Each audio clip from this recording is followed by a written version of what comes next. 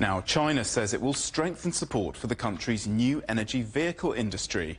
The country released a set of guidelines, including optimising logistics, strengthening financial support and encouraging automakers to set up research and development centres overseas. Now, the guidelines come as sales of the country's new energy vehicles in January fell nearly 40% compared with the previous month, the first drop since August. More than 300 companies are manufacturing NEVs in China, with sales of nearly 9.5 million vehicles last year, accounting for almost 65% of global sales. David Bailey is Professor of Business Economics at Birmingham Business School. Welcome back to the programme. Good to see you again. So what do you think has prompted the Chinese government to focus on strengthening the global competitiveness of its EV sector? I think it's kind of push and pull factors. On the one hand, the Chinese market is slowing. So we've seen that slowdown in EV sales that you just reported. At the same time, China is the biggest exporter of cars in the world and the biggest exporter of electric vehicles. So it's hugely important for China. We know the US already has tariff barriers of 27.5% on Chinese car imports. Europe is investigating whether it should do the same. So, there's this kind of potential threat of trade sanctions, trade barriers from elsewhere. China knows that this is hugely important, and it's an area where it has a great competitive advantage. So from an industrial policy point of view, this is a critical industry for China. And what about the highlights of this newly published guideline? What are the main points, do you think?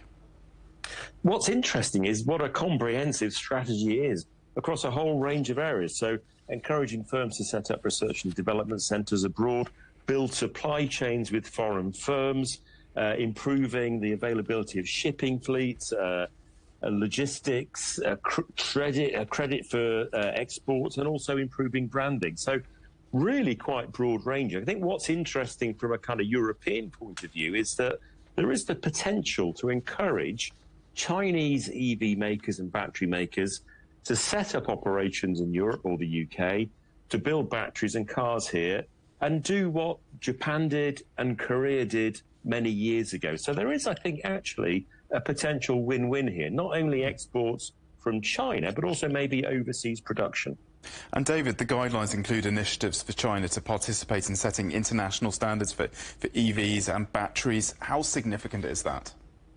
That's interesting, because so far the main sort of setters of standards has been in the US, but also the UN Economic Centre for Europe, which has set standards in automotive, which China has largely followed. It now wants to get in on the act and start to influence the setting of standards so that companies in China don't have to comply with a whole range of different standards when they export around the world. That's important because that's an important non-tariff barrier. So on the one hand, China is seeing potential tariff barriers from overseas. It's looking for ways to bring down non-tariff barriers, like having similar standards. So that is quite a clever approach. And looking into the future, if you can stare into that crystal ball, David, how do you see success of China's EV industry growing, and how do these measures contribute to that growth? So China has a massive advantage in making EVs. They've been at this for 25 years. For a long time, Europe, for example, was trying to improve the internal combustion engine. That didn't really get them very far. So China can make an electric vehicle at 25 to 30% lower than the cost in Europe. It's got this big advantage. There will be trade barriers from Europe and the US going forwards. China needs to push forwards on its competitiveness and internationalize its industry. So I think this is about internationalizing the Chinese EV industry, starting to produce abroad, maybe looking at extending its supply chains internationally. That's how it is going to access overseas markets. David, as ever, thank you very much for joining us. My pleasure. David Bailey from Birmingham Business School.